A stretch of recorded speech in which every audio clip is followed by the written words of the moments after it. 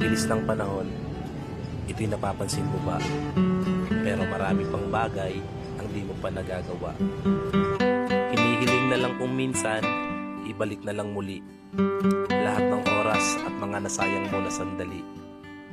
Nang sa ganon maibaling sa dapat pahalagahan, hindi damit ang bawat oras na pwedeng palabahan upang gamitin lang ulit na makita ng iba. Sinasayang lang ang oras pag ikay nakahiga. Pumangon ka, kumilos ka, katamaran wag pairalin.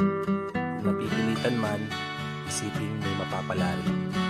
Simulan mo nang hanapin ang sa'yo'y nakasalalay.